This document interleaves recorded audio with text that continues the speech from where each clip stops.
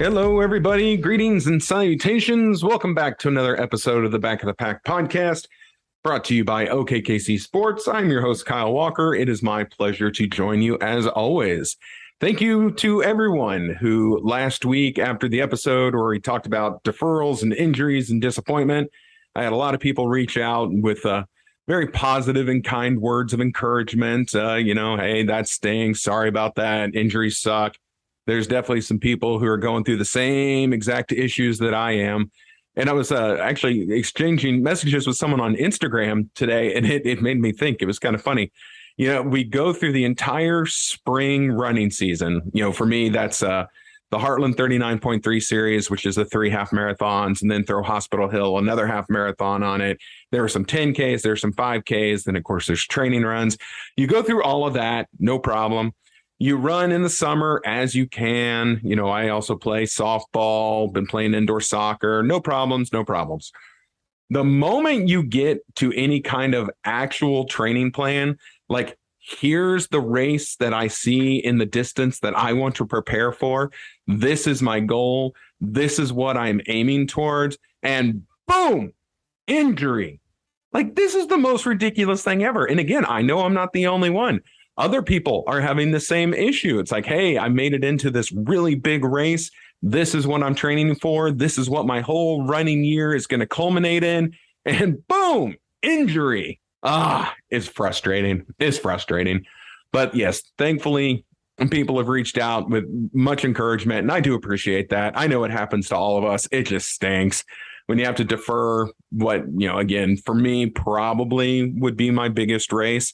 The Berlin Marathon, going overseas, going to Berlin, being able to do that race, the same year that my running idol, Eliud Kipchoge, is going to run. So I won't get to see, not that I was going to see him, but I won't get to do the same race that he is physically doing, even though he'd be just about done by the time I cross the start line.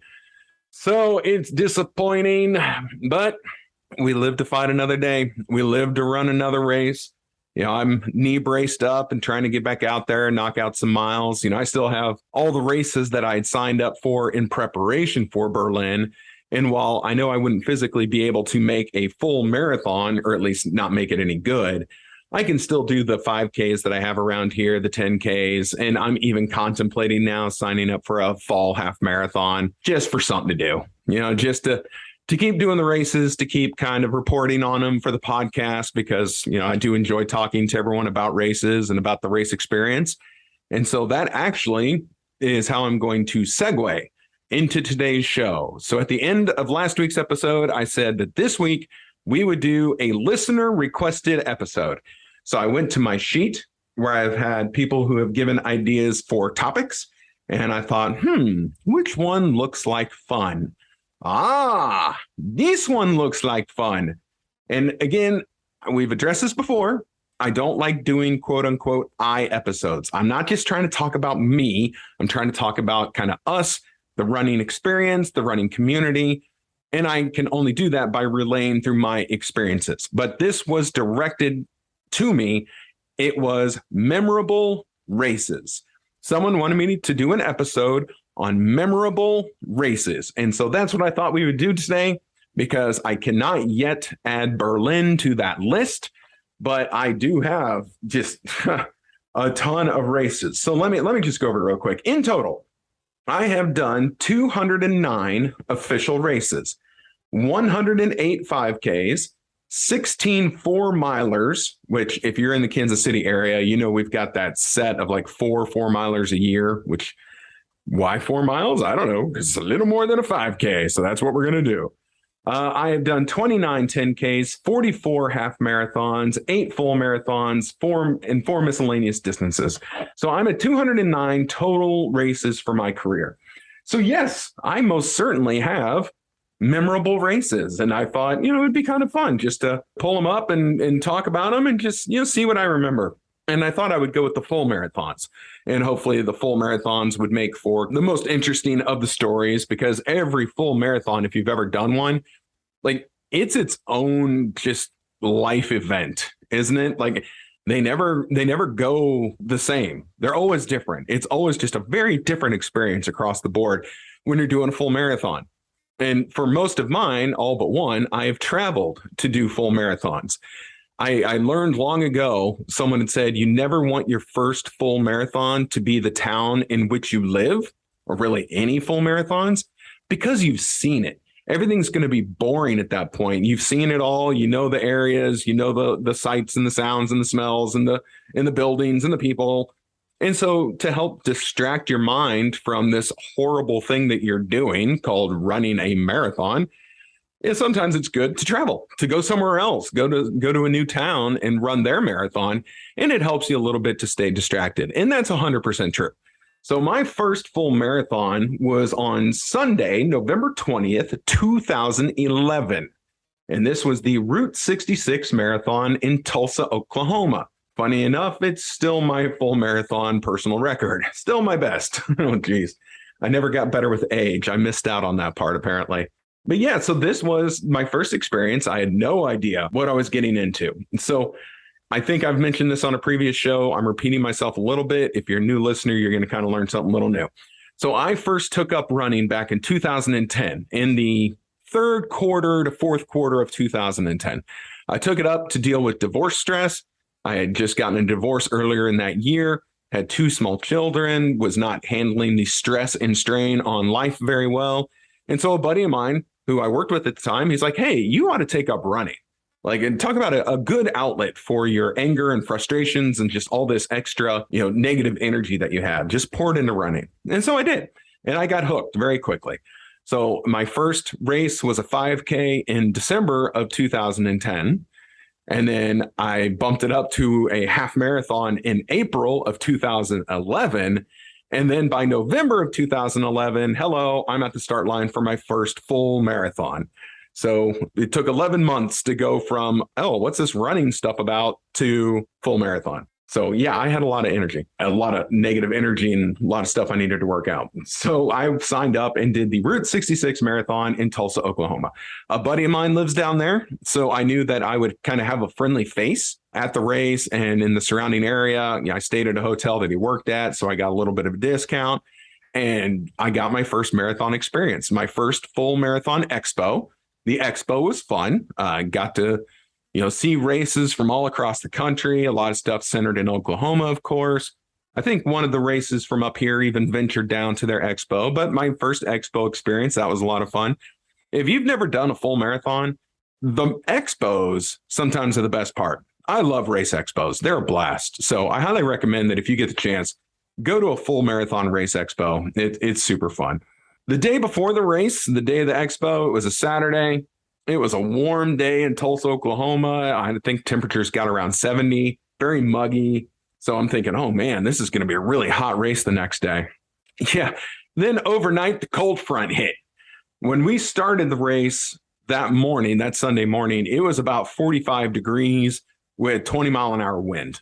So I went from thinking I was going to run in a tank top and shorts to running in wind pants and 2 shirts. It was cold. That wind just cut through everything. But we went, made it through the race. My first full marathon, got done. The Route 66 marathon, I will highly recommend to anyone who's looking for a race.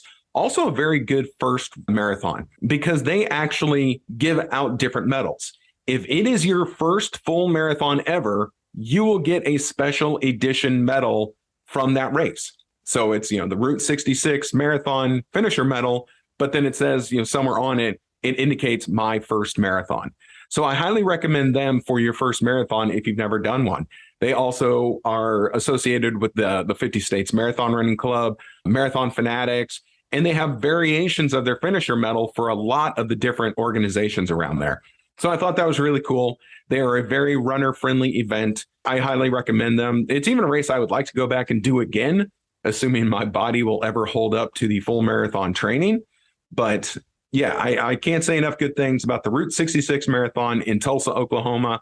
If you are a first-time marathoner, I highly suggest that race. So there's a memorable race for me because it was my first full marathon. We're going to move through the marathon list now. My second one, this took place on February 24th of 2013. So I did not attempt a marathon in 2012. Whatever my reason was, that's what it was. I don't even remember at this point. So I went down to New Orleans, Louisiana for the Rock and Roll Marathon New Orleans event. Another fun one. And we've talked before about making terrible decisions leading up to a race. And oh, baby, did I ever do that. So February 24th, that was the day of the race. My birthday is February 22nd. So in 2013, I would have been turning 33. I turned 33 in New Orleans 2 days before a full marathon. I bet you can already tell right now where this is going. If you are on Bourbon Street, if it's your first time in New Orleans, and it's your birthday, you don't make it out alive. You don't make it out after just a few sips of water. Oh, I'm sorry, guys. I'm getting ready for a marathon. Yeah, have the friends you're down there with tell everyone in a bar it's your birthday. I've never seen so many shots go sliding down a bar in my general direction. It was ridiculous. It was ridiculous. So 2 days before a full marathon, my super smart, really educated self was drunk as a skunk, stumbling down Bourbon Street, really with not a whole lot of memory of how the rest of that night went. It was sad, pathetic, and dumb. So I spent my entire Saturday, February 23rd, drinking water and attempting to sober up. But let's be fair, you don't recover from something like that in just one day. Went to the expo. Again, another really cool full marathon expo. Credit to the city of New Orleans and for that race series. It was a lot of fun. If you haven't heard, the Rock and Roll Marathons, they go to a bunch of different cities. So they know what they're doing. They're a traveling marathon organization. And yeah, their expos are always really cool. Well, that brings us to race day. I'm not hungover at that point, but probably still very dehydrated, still tired. And hey, let's go run a full marathon. I will say this about the race. I enjoyed the first half of the race. That race, though, is definitely designed to just be a half marathon. But whatever reason, you call it, maybe it's a money grab. Maybe they felt they needed to offer it. Whatever the reason, they still offered a full, even though the finish for the half marathon just takes you right down Bourbon Street, right to the finish line with all the people and all the bars and, super fun event. You can hear the music and everyone's having a big old party. If you're doing the full marathon, well, you have to take a left turn about a block away from the finish line, and they just put you on this little frontage road, this little utility road that no one uses. And it was just a 6 mile out and back on this utility road. There's no sights, no people, nothing to look at except you're running one way and the faster runners are already coming back running the other. It was the most boring 13 miles I've ever run because it's just 6 miles away from everything, turn around at the cone, and 6 miles back. You come in, you finish through a little park, and boom, you're at the finish line. But of course, all the people who just did the half marathon and who are there partying, they're all lickety-split gone at that point. So I finished that race with not a whole lot of fanfare, not many people left. The event was already kind of closing down. The people were tearing up the tents and ready to go away. So finished that event. That was Rock and Roll New Orleans. Again, a fun event, and everything in New Orleans is just awesome. I love that city. But the race itself wasn't anything super huge or great. The last half of it was really disappointing. I don't think they offer the Rock and Roll Marathon in New Orleans anymore. But if they do, and if you feel like going, just do the half. Next for me, what was next? Where's my list? There it is. Well, I figured I could not think of ending my full marathoning career. And yes, in 2014, I was already thinking about ending it unless I did the marathon in the city in which I live. So on October 18th, 2014, I did the Kansas City Marathon. Woohoo! Home sweet home. It was fine. It's difficult. Everyone will tell you it's difficult. You think, oh, it's Kansas. And all you people who don't live here, you think, oh, Kansas is flat. How's Toto? Yeah, no, Kansas not flat. That course, hilly as can be, probably still the hilliest full marathon I've ever done. And it kicked my rump. It kicked every bit of my rump. The Race Expo was fun. This was back when it had its previous sponsor of Waddell and Reed. So it was the Waddell and Reed Kansas City Marathon. Now it's the Garmin Kansas City Marathon. So we've had a change in corporate sponsor. So it was kind of a different beast, different course than it is now. But it started in downtown Kansas City, Missouri. You ran through a lot of downtown Kansas City, Missouri. You made it down to the plaza. Again, if you know this area, you know what I'm talking about. Through Westport Plaza, even all the way out down to Brookside. And then you kind of did a lot of twists and turns in those really nice neighborhoods behind the plaza, which is great. They're really cool. They're also very hilly. Then you weave your way back to downtown Kansas City, and you finished at that point around Crown Center. Again, the course is different now. Everything's different about it. But, I did it. I'm like, yay, I did the full marathon in the city in which I live. So that was cool. Next for me, though, because that was not my last full marathon, comes really one of my first really big marathons. The first one where it took a charity bib to get in. Now, granted, I only had to raise $500. Thanks to my friends and family and supportive people, I had that done in about 2 days. But I was able to get a charity bib because I did not make it in through the lottery to the Marine Corps Marathon. So on Sunday, October 25th, 2015, I was able to complete the Marine Corps Marathon. And that, to that point, was the coolest marathon I had ever done. That one is super awesome. If you ever get the chance, I highly recommend the Marine Corps Marathon out in Washington, D.C. It actually starts in Washington, D.C. You wind into Virginia a little bit, and then you head back to Washington. But man, that was a super cool event. The expo was probably one of the biggest ones I've been to. It's, all military themed, of course. The Marines, they have Marines who are stationed at every mile marker during the race. And so they are there. And I mean, every mile you've got 3, 4, 5, 6 Marines who are cheering you on, who are super upbeat, who are super excited, super energetic. And these guys want you to succeed. I'm sorry, these men and women of the Marine Corps are just there to cheer you on, and they want you to succeed.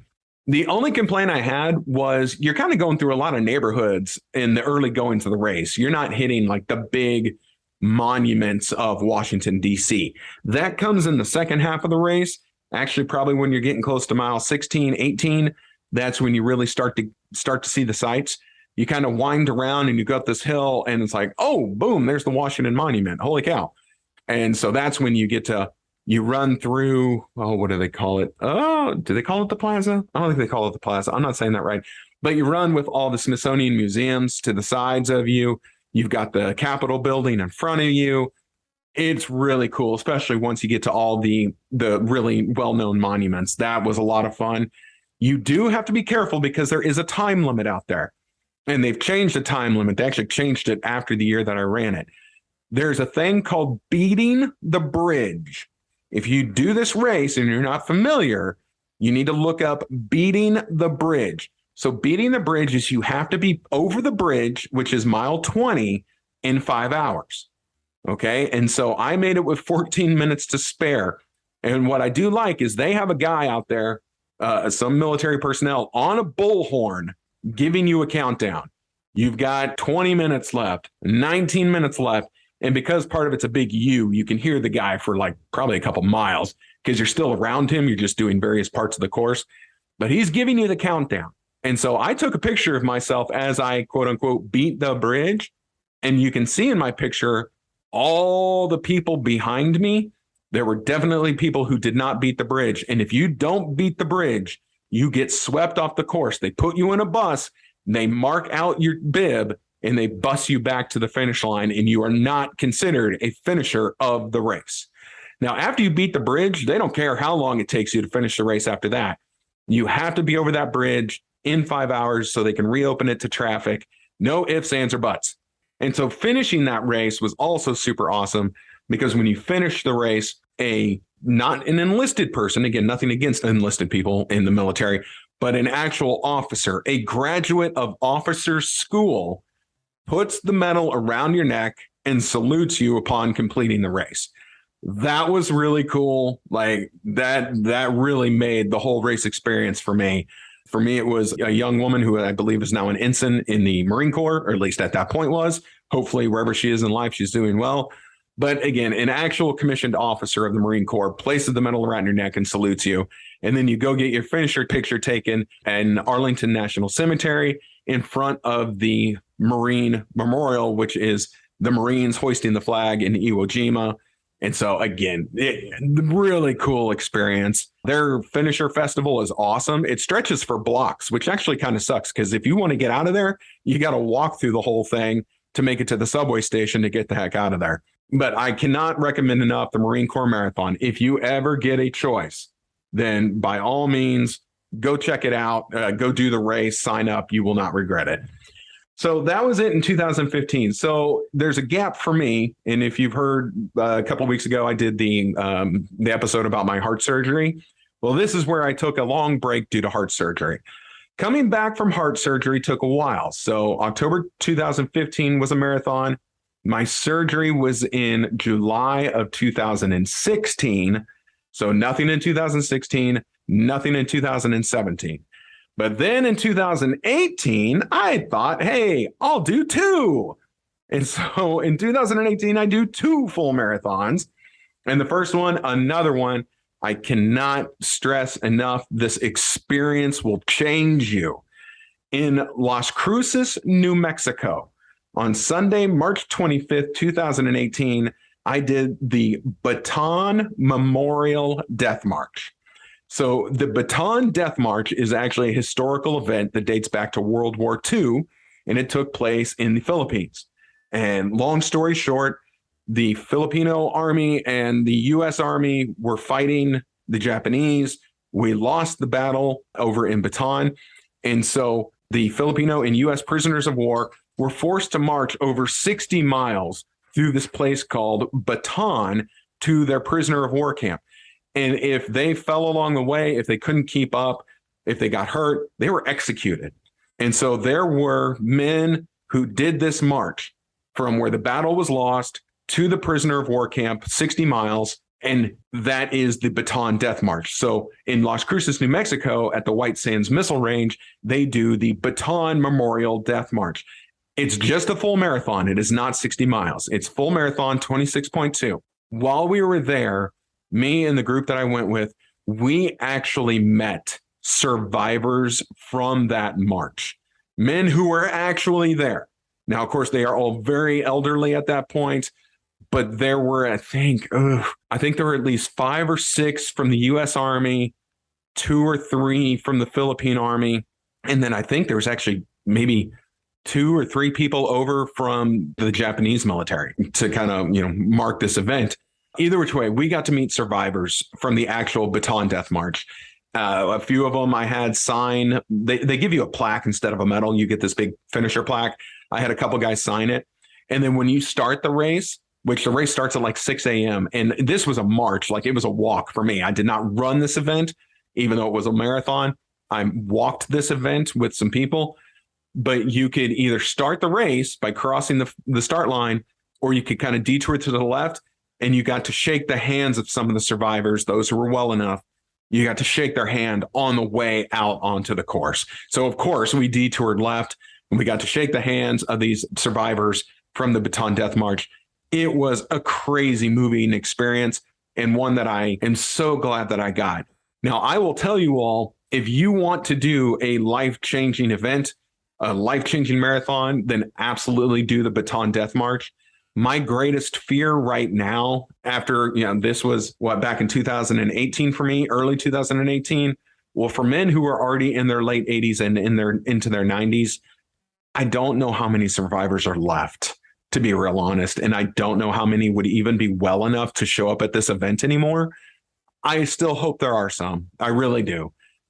But I know that there's going to be a year where we would go do this race and there would not be any left. As unfortunate as that is. I can't wait to go back and do this event. We were supposed to do it back in 2020. Hotel was booked, registration was done. Bag was actually packed in the car when they canceled the event due to the start of the coronavirus outbreak. So I was going to go back and do it in 2020. That all changed. They made it virtual for a while. Want to sign up for 2023, but I've just got too much on my plate. So 2024 is probably the earliest I could get back there and do that event.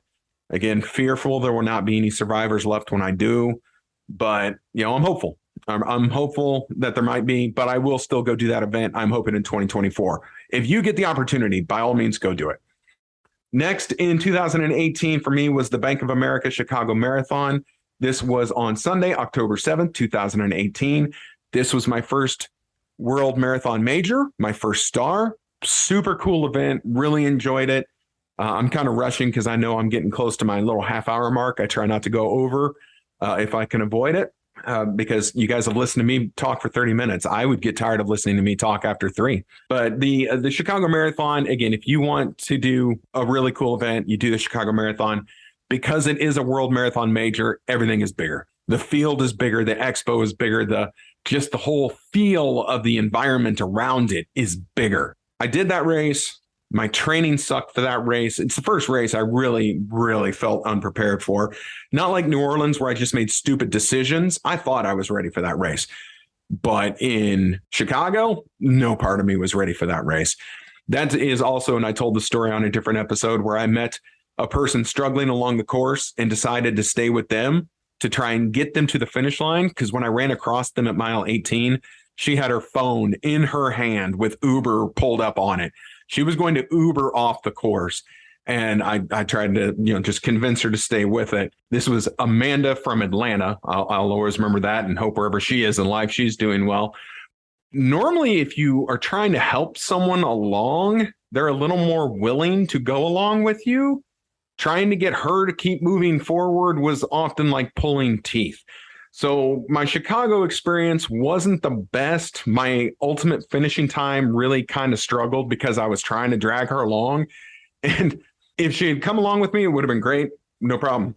She hung with me long enough, though. I felt like I was obligated now to get her to the finish line because honestly, I was ready to go. I was ready to kind of just take off without her and say, hey, nothing but the best. But no, I was in it at that point. And so that was kind of the finish of my Chicago experience. The best part was the end. So 2 things. My favorite pizza in the world is in Chicago. That's Giordano's Pizza. And then one of my favorite beers in the world is in Chicago. And that's the Goose Island 312. And I'll tell you guys another day the story of how I discovered Goose Island 312 because it's a goofy story. Of course, it makes me look dumb, but I'm used to that. So those were my post-marathon food and beverage. And I went back to my hotel room. I got on, I think it was Grubhub. Like, oh, Grubhub will deliver me a Giordano's pizza. I'm in. Oh, they will also deliver me a 6-pack of this beer. I'm double in. And so on my personal Instagram from way back when, there's a picture of my Chicago Marathon finisher medal on a Giordano's pizza box with a Goose Island beer right next to it. And that is what I Instagrammed. So that was a fun experience. Again, when you get rewarded with the food and beverage that you love so much, makes it worth it. So that was Bank of America Chicago Marathon back in 2018. We're almost getting to the end now. In 2019, I went and did the Grandma's Marathon in Duluth, Minnesota. So that was actually a lot of fun. I took my daughters and my mother on that trip with me because my daughters and my mother as well had never seen me finish a full marathon. And so we made a whole week-long family vacation out of it, which was really a lot of fun. We rented a house on Lake Superior. I ran the race. It was not a good performance. And again, I came across someone who was struggling. And this was the opposite this time because once I got her remotivated to keep moving, she went on. She was gone. She was like, see you, guy, I'm out of here. We both finished kind of pretty close together, though, at the end. And if you want to know how bad that race was for me, the Grandma's Marathon from the year that I ran it, I am the last official finisher of that race because as soon as I crossed the finish line, they pulled the plug on the timing mats. So I think they were getting ready to shut it all down, but they saw us heading down the finisher chute. So they left them up and running until I finished the race. But again, not a good performance for me in any way, shape, or form. Credit, though, to my mother and my daughters. They still cheered for me like I won the whole damn thing. They were just so happy to see me finish. We, of course, the night before watched the running movie that I love, Run, Fat Boy, Run. And Colin, friend of mine over in Scotland, you said you didn't like that movie. I think you're wrong, sir. That movie is awesome. But they, as a surprise, if you've seen the movie, you'll get the reference. As a surprise, my daughter and my daughters and my mother, they all had spatulas at the finish line.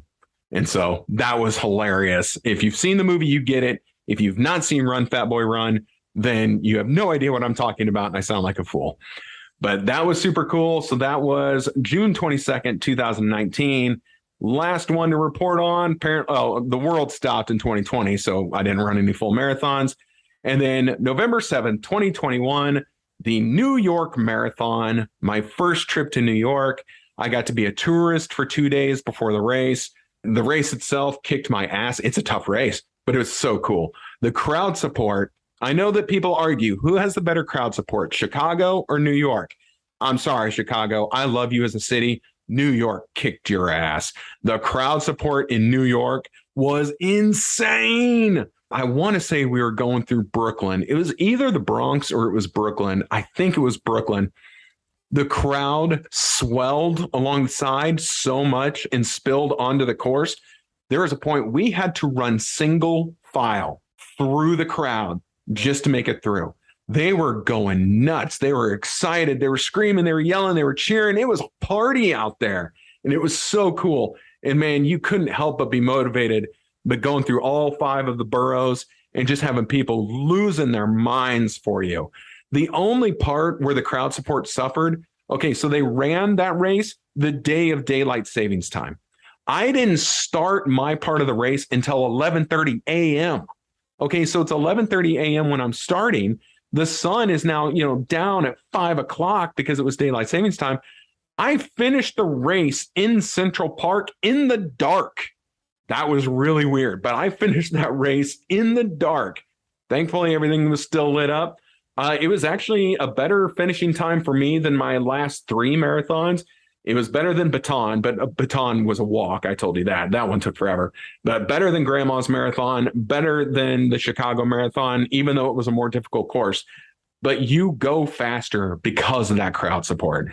I only struggled in the last 3 miles of the race. It was getting dark. There wasn't a lot of crowd support. You were in Central Park. They didn't allow a lot of people in there. But the New York Marathon was awesome. Going to New York on the whole, for me, was one hell of an experience. I've always wanted to go to that city. Now I got to go to that city. It was really cool. I will enter the New York Marathon lottery again and see if lightning can strike twice, because I really enjoyed that race. Those are my memorable races by way of full marathons. Those are all the full marathons I've done. Like I said, each one has its own story, has its own flavor to it. Each one was so markedly different from the previous or from the next. It really is awesome. If anyone ever wants to sit down and talk further in depth about the experience of these marathons, I love talking about races. As of course, I'm sure you can tell, because this whole episode has just been me talking about races. I love the race experience. I love talking about running. No problem. Like, we can talk running, we can talk training, we can talk injuries and nutrition, and we can talk running music, we can talk everything. I love the race experience. I love talking about the race experience. If you ever want to listen to me talk more about a race experience, you let me know, and I am in. Honestly, with all of these races, I could spend a 30-minute show talking about each one. I really could, because I love the race experience that much. But I am going to stop talking now. I know we are over our half hour, and I apologize for that. Next weekend, we are going to wrap up Rexy Run, because we will have done the Rexy Run 10K. Injured knee or not, we do not miss that race. Make sure you are in Lawrence, Kansas on August 20th to run that race with me, or I'm going to be upset. And I'm going to let you know. And I'm going to let you know you're in trouble. You're in trouble, man. You're in trouble. So don't do that. Make sure you're at Rexy Run. We're going to talk about that next weekend. We'll find something else to cover. We'll just see what comes up in the world. The London Marathon did announce that they are opening their ballots, their lottery, whatever you want to call it, on October 1st. Get your name in to run the London Marathon. I'm putting my name in, and even though I'm running Berlin in 2023, I'm going to try and get in the London lottery, and then I'll defer that to the next year, because at least I'll still have my spot. So October 1st, we're all getting our names in the London Marathon. So that's going to do it for this week's episode of the Back of the Pack podcast. Thank you so much for joining us. I am your host, Kyle Walker. The show is brought to you by OKKC Sports, and it is produced by Katie O'Neill. Please like, share, subscribe, comment, do all those things to help us grow. I think this thing is going to grow. It's going to keep going because the running community in this area and across the world is so much fun, and we're all doing this together. So, hey, I hope you enjoyed this episode. We will see you next week when we talk Rexy Run. Everyone have a great week of training. Stay hydrated, stay cool. We'll see you next week.